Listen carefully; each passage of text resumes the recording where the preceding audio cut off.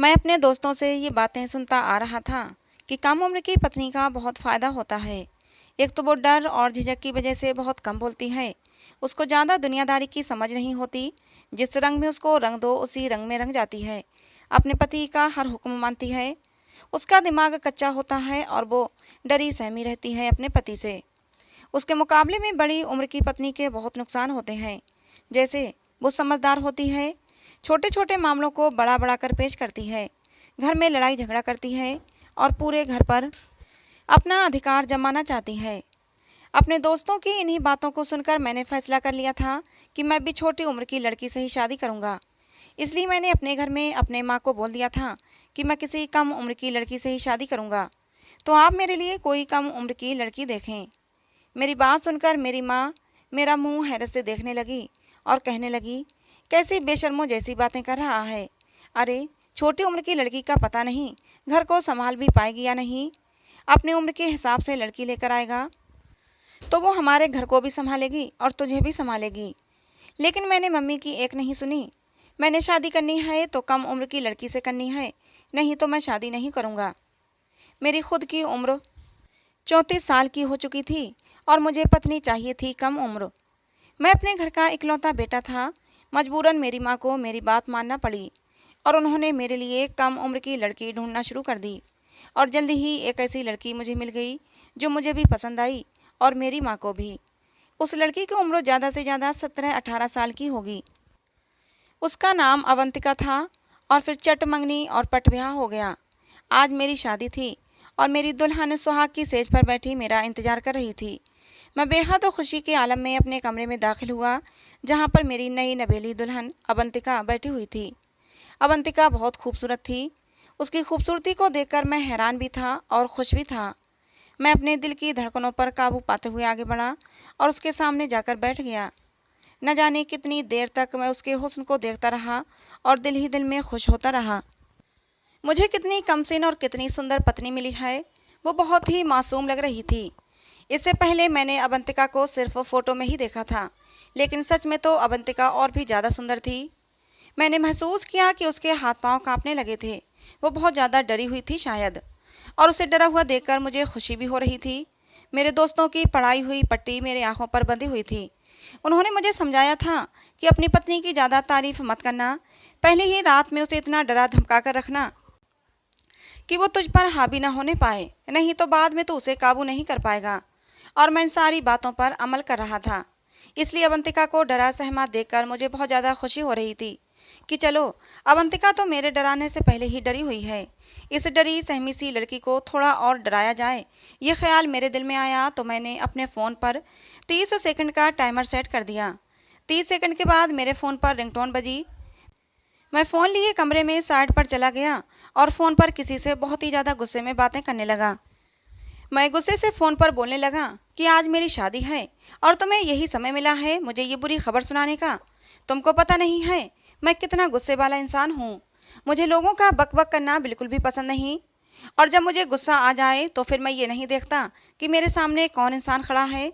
जिस इंसान को अपनी खैर चाहिए वो मेरे सामने जवाब नहीं देता। और तुम्हारी इतनी हिम्मत कि तुम मुझे बातें सुना रहे हो। कल आकर मैं तुम्हें ठीक करता हूँ, सीधा नौकरी से निकाल दूंगा, क्योंकि गलती की मेरे पास कोई माफ़ी नहीं है और तुमने गलती की है और तुम्हारी यही सज़ा है कि तुम्हें नौकरी से निकलना पड़ेगा। जो बातें मैं अपनी पत्नी को सुनाना चाहता था वो सारी बातें मैंने फ़ोन पर किसी और को सुनाकर दरअसल अपनी पत्नी के कानों में डाल दी। मैंने उसको मुंह दिखाई की अंगूठी दी थी। उसने मेरे हाथ से लेकर सामने टेबल पर रख दी। उसकी ये बात मुझे बहुत बुरी लगी। मैंने उससे कहा कि इसे पहन लो। उसने कहा कि मुझे अंगूठियाँ पसंद नहीं। उसकी बात सुनकर मुझे बहुत गुस्सा आ गया था, लेकिन मैं इतनी खूबसूरत रात को गुस्से की नज़र नहीं करना चाहता था। मैंने उसका हाथ अपने हाथों में लिया तो कुछ ऐसा हुआ जिसकी मुझे बिल्कुल भी उम्मीद नहीं थी। मेरी पत्नी ने अपना हाथ मेरे हाथों से एकदम से खींच लिया और उसके चेहरे के एक्सप्रेशन ऐसे हो गए कि जैसे उसे बहुत ज़्यादा गर्मी लग रही है। उसके हाथ पैर डर के मारे कांप रहे थे। मैं अभी उसे कुछ नहीं बोला था कि तभी डर के मारे वो बेहोश हो गई। उसको बेहोश होते देखकर मैं बहुत ज़्यादा परेशान हो गया कि अब मैं क्या करूं, क्योंकि अगर मैंने बाहर जाकर सबको बताया कि दुल्हन शादी की पहली रात को ही बेहोश हो गई तो सब लोग इस बात का गलत मतलब निकालेंगे और फिर मेरी कितनी बदनामी होगी। मैं किसी से नजरें मिलाने के लायक नहीं रहूंगा। अपने हिसाब से मैंने उसे होश में लाने की भरपूर कोशिश की। उसके मुंह पर पानी के छींटे मारे, उसे झिझोड़कर होश में लाने की कोशिश की, तब भी वो होश में नहीं आई। तो मैं परेशानी से कमरे के अंदर ही चक्कर काटने लगा और सोचने लगा कि ये समस्या किसके सामने ले जाकर रखूं। मेरे माँ बाप तो पहले ही बड़ी उम्र की लड़की लाना चाहते थे ताकि वो घर का सारा काम संभाल सके। मेरी माँ का कहना था कि एक 17-18 साल की लड़की क्या काम करेगी। मेरी माँ ने कहा, ऐसी बहू होनी चाहिए जो कि बहुत ही सुघड़ हो, बहुत ही सलीकेदार हो और घर को संभाल सके। सब घर वालों की मर्जी के खिलाफ मैंने अपनी मर्जी से कम उम्र की लड़की से शादी की। अब अगर मैं कहूँ कि वो बेहोश हो गई है तो सब मेरा मजाक उड़ाएंगे कि कम उम्र की लड़की से शादी करोगे तो यही होगा। जब पूरा 1 घंटा गुजर गया और वो होश में नहीं आई तो मैंने अपने एक दोस्त को फ़ोन किया और उसे सारी बात बताई। मेरी बात सुनकर मेरा दोस्त जोर जोर से हंसने लगा और हंसते हंसते लोटपोट हो गया। उसकी हंसी मुझे और भी गुस्सा दिलाने लगी। मैंने उससे कहा कि हंसने का और मजाक उड़ाने का ये वक्त नहीं है, मुझे तुम्हारी मदद की ज़रूरत है। मैं घर वालों में से किसी को कुछ नहीं बताना चाहता, बस किसी तरह वो होश में आ जाए। मुझे ठंडे पसीने आ रहे थे, सर्दी में भी। मेरे दोस्त की पत्नी डॉक्टर थी, इसलिए मैंने उसे फ़ोन किया था कि शायद यहाँ से मेरी कोई मदद हो जाएगी। मेरे दोस्त ने कहा कि परेशान होने की ज़रूरत नहीं, मैं अपनी पत्नी को तेरे घर लेकर आ रहा हूँ।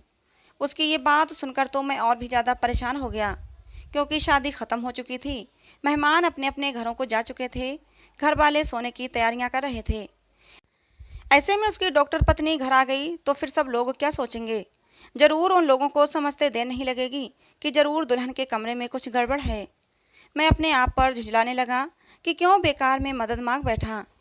ऐसा लग रहा था कि जैसे ये बात मेरे ही गले पड़ गई और फ़ायदे की बजाय उल्टा नुकसान होने वाला है। मैंने उसे साफ साफ मना कर दिया कि अपनी पत्नी को मेरे घर मत लाना, मेरी बदनामी हो जाएगी, मुझसे सवाल जवाब किए जाएंगे।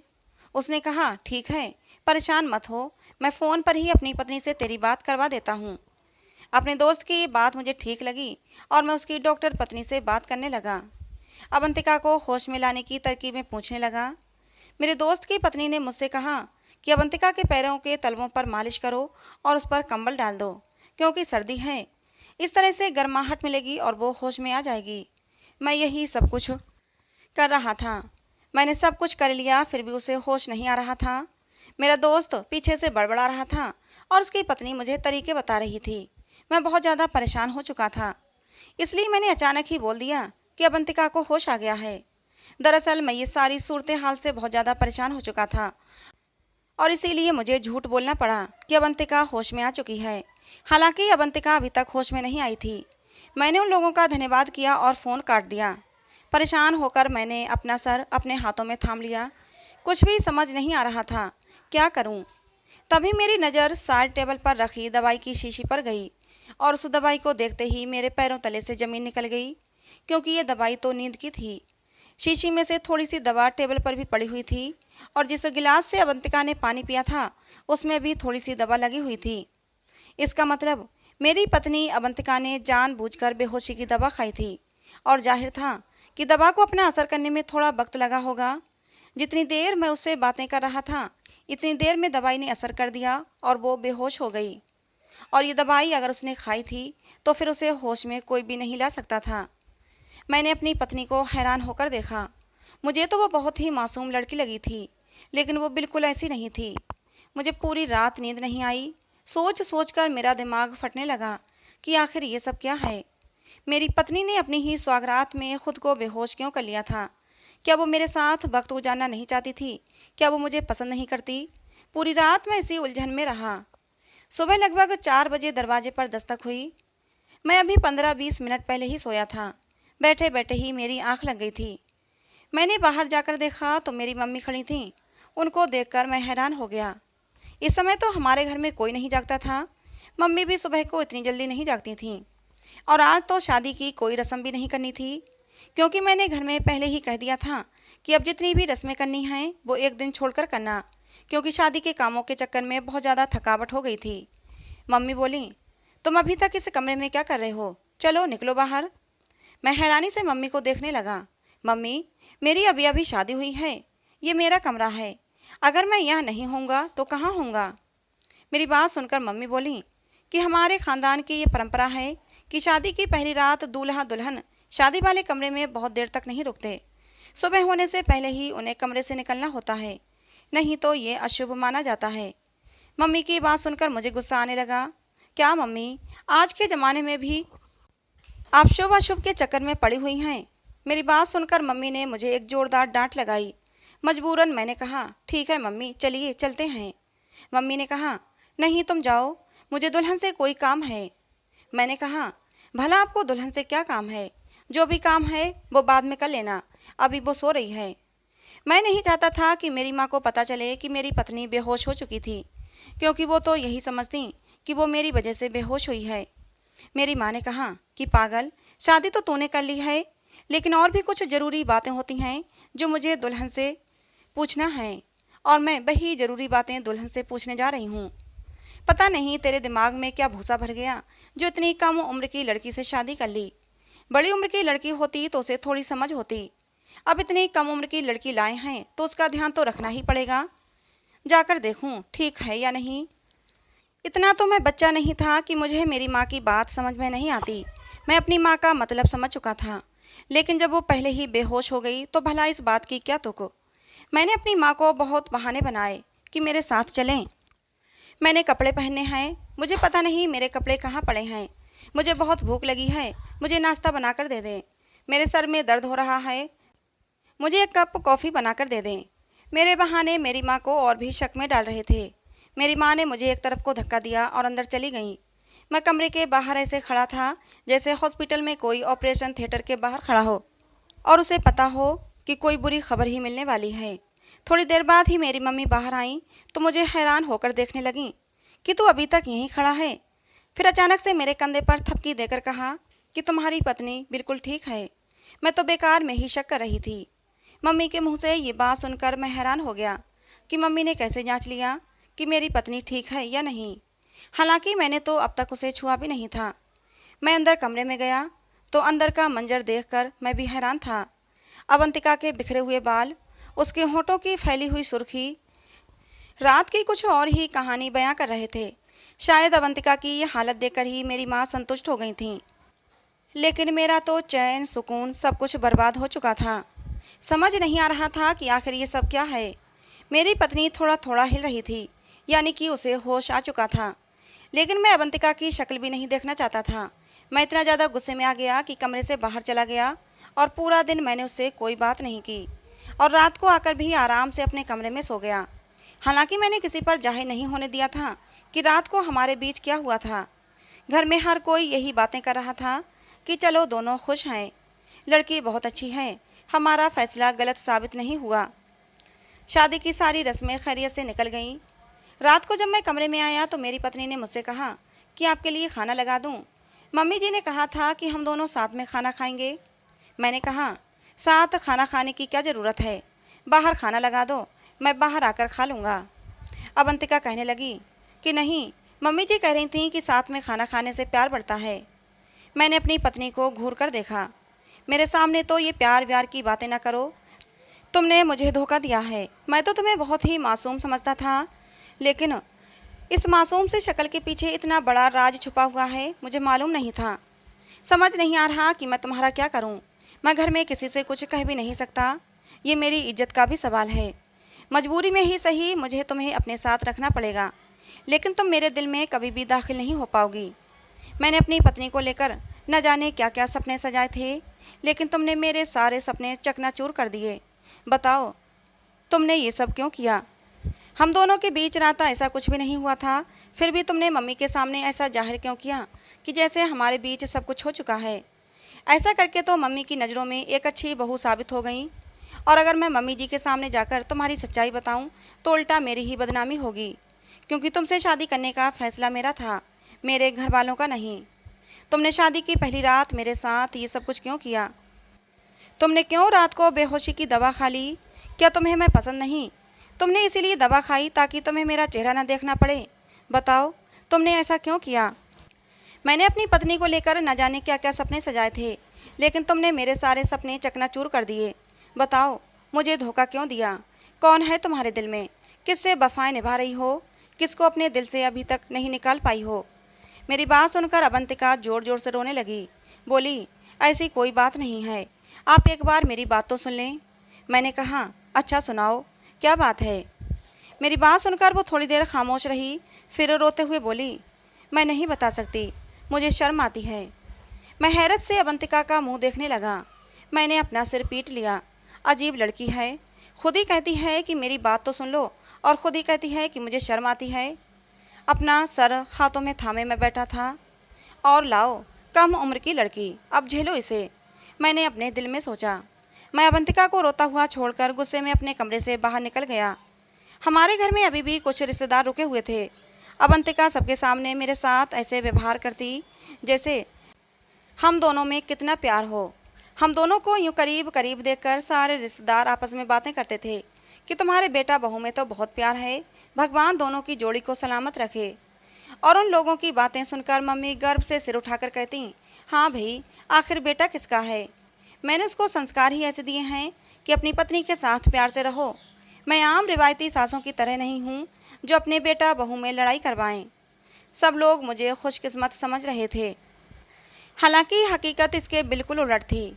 हमारी शादी को 5 दिन हो चुके थे और मैंने अवंतिका को छुआ भी नहीं था। अब तो मुझे एहसास होने लगा था कि मुझसे बहुत बड़ी गलती हो गई।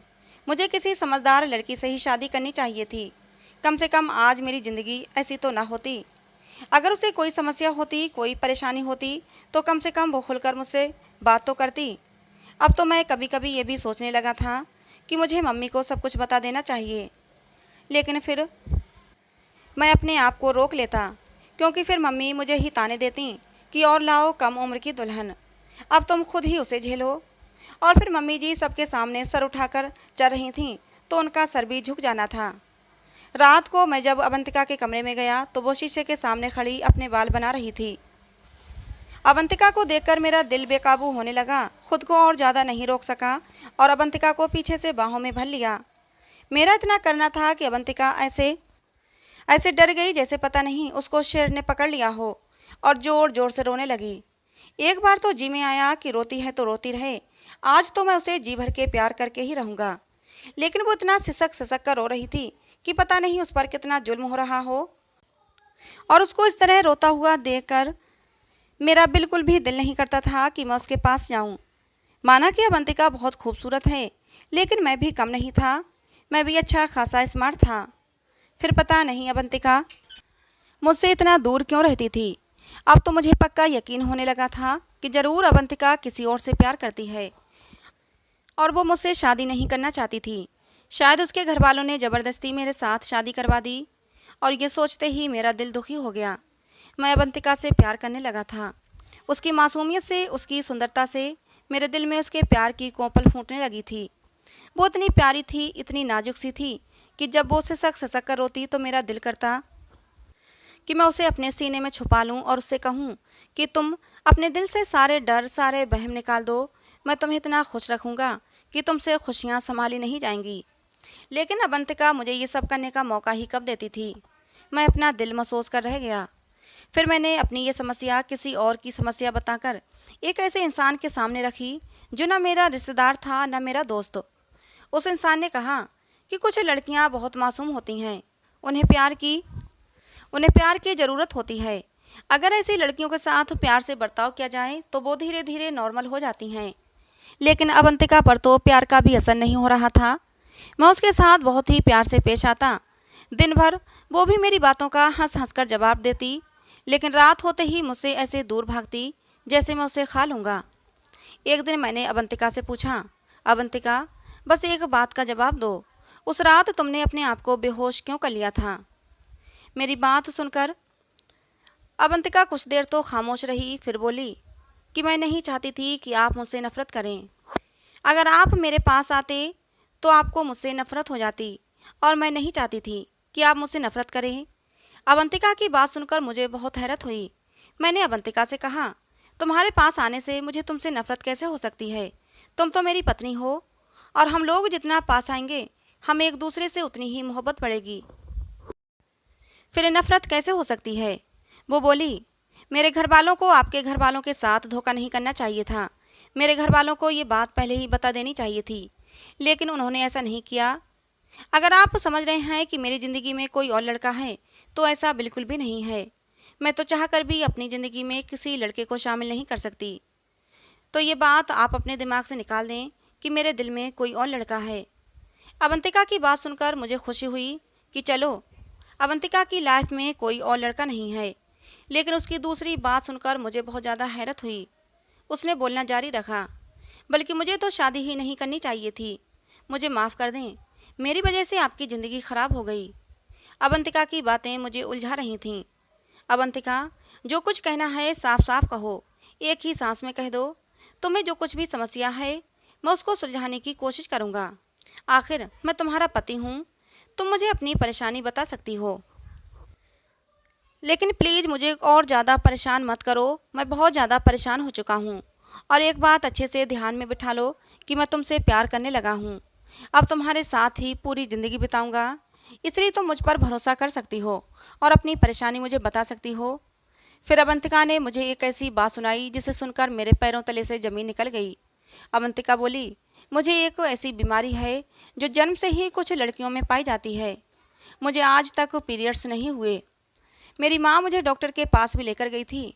डॉक्टर ने कहा था कि तुम्हारी बेटी कभी माँ नहीं बन सकती, और डॉक्टर ने यह भी कहा था कि आप अपनी बेटी की शादी मत करना, क्योंकि आपकी बेटी माँ न बन पाने के साथ साथ अपने पति को शारीरिक सुख भी नहीं दे पाएगी।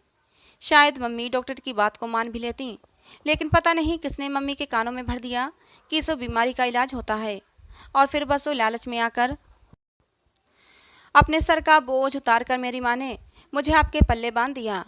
लेकिन मुझे माफ़ कर दो, इसमें मेरी कोई गलती नहीं है। मैंने अपनी माँ से बहुत मना किया कि मेरी शादी मत करें, लेकिन वो नहीं मानी। बस इसीलिए उस रात मैंने खुद को बेहोश कर लिया था, क्योंकि आपको मेरे पास आने के बाद सिवाय निराशा के कुछ भी हाथ नहीं आता।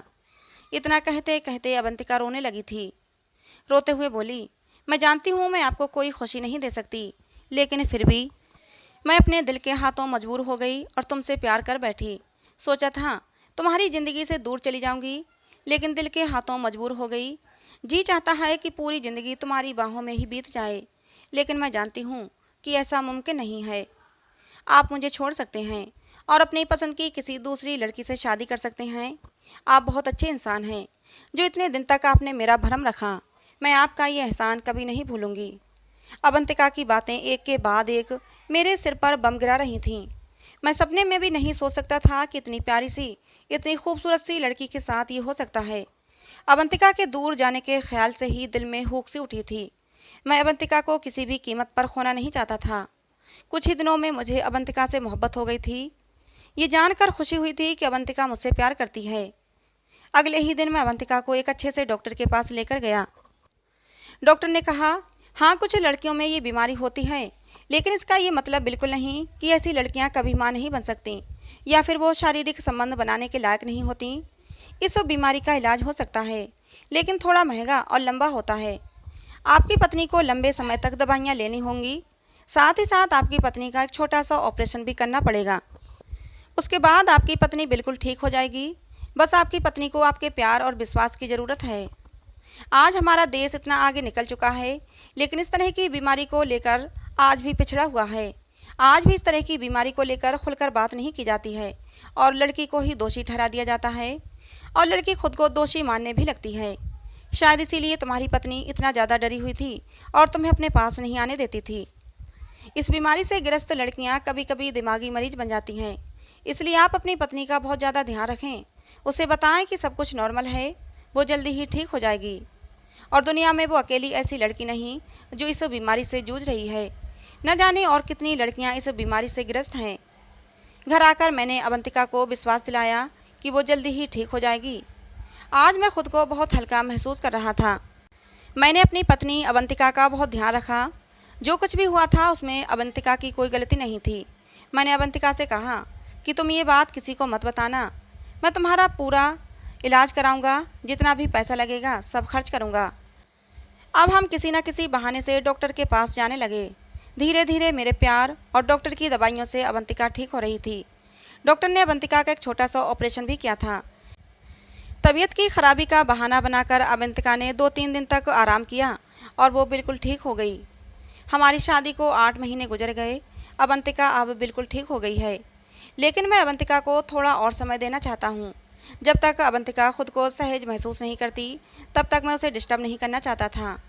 लेकिन उस रात जब अवंतिका ने खुद ही पहल करते हुए मेरे होठों पर अपने होंठ रख दिए, तो मैं खुद पर काबू नहीं कर पाया। मैंने कसकर अवंतिका को बाहों में भर लिया और फिर वो रात मेरी ज़िंदगी की सबसे हसीन रात बन गई।